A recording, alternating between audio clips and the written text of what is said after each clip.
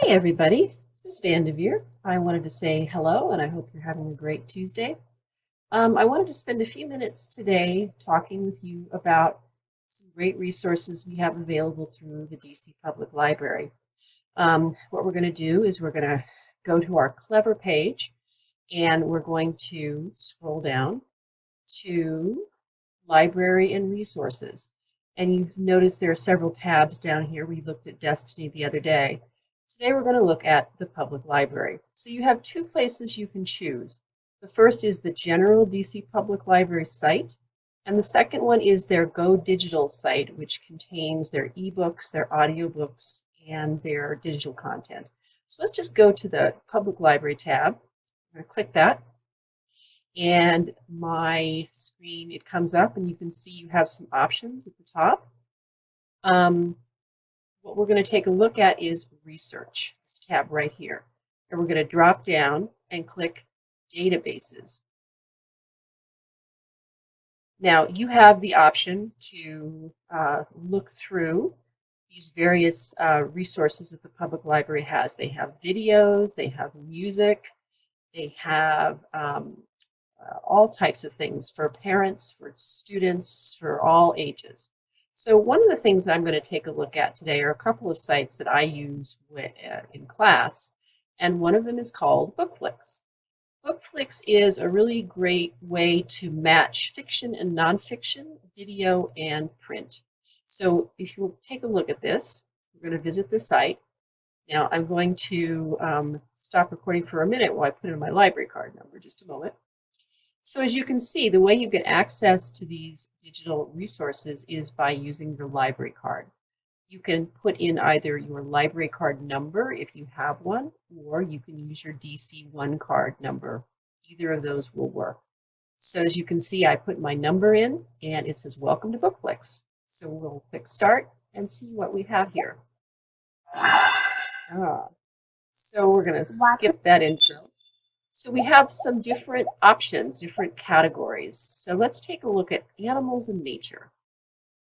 Animals and nature. So as you can see, they have paired usually a picture book that they have turned into a small short video and a nonfiction book. Well, it is spring, so let's take a look at this one. So you would click watch the story, and you can have the read along tab that will read the story with you. You can control the speed you want it to play at. You can make it go full screen. And you can, so let's just take a quick look as it plays here. We have to have some sound first. So you can see you have a read-along function. So the next thing you can do is after you watch the video, you can go down and read the book about spring. It's a nonfiction book, and so you can open it up. And I usually click the read-along function.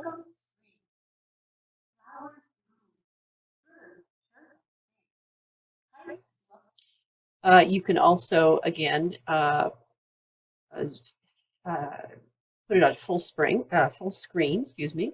And some of the books they do have access to them in Spanish. Not all of them. This one is not one of them where that is the option you would have.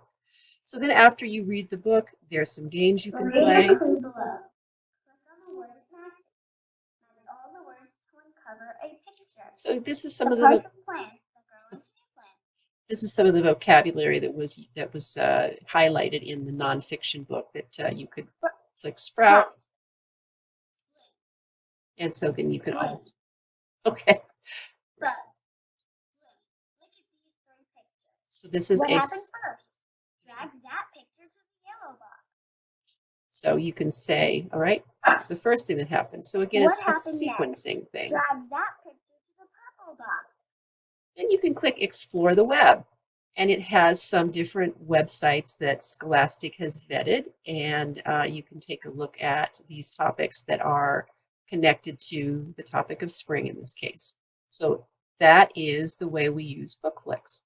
All right, so we're going to go out of Bookflix. On a category. And in fact, I'm going to click go on the feature to begin. And here's the tab if you want to find books in Spanish, you would click that and it could tell you those options as well. Okay, so we're going to go take a look at, back to our resources. For some of our older students, some of the things that I like to use is a site called TrueFlix. And it's down here towards the end. So TrueFlix is, again, another Scholastic offering, and so we can visit it. And once I've logged in to one site, I'm logged in for the whole session that I'm on at the computer.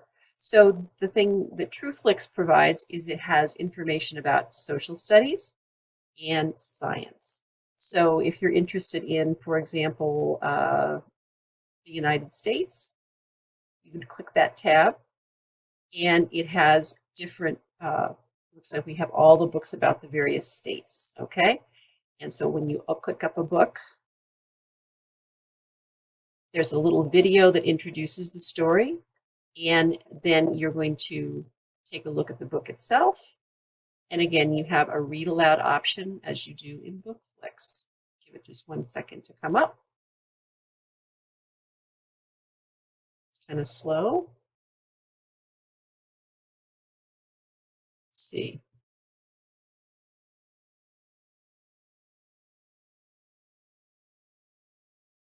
As you can see, this site is not loading right now, so maybe we can look at it at another time. But we're going to go back to this page. So as you can see, you have different options for different topics in science and social studies. So we could take a look at earth science, for example. And we could click on paleontology. Everybody loves dinosaurs, right? And so in addition, much like BookFlix, you can do some other things in addition to watching this introductory video and reading the book. You can explore more.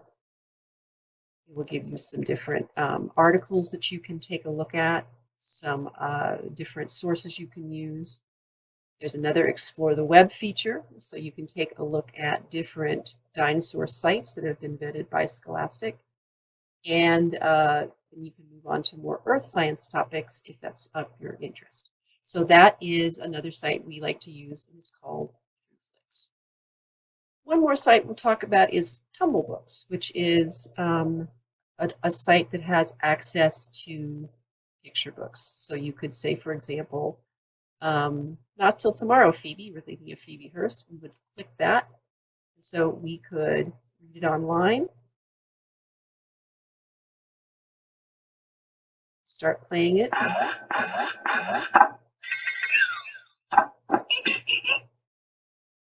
Phoebe frowned. Phoebe stood beside Mama's bed tomorrow when they didn't. She knew she shouldn't wake her up. She was hungry for pancakes. So Tumblebooks is another fun resource that you can use at home.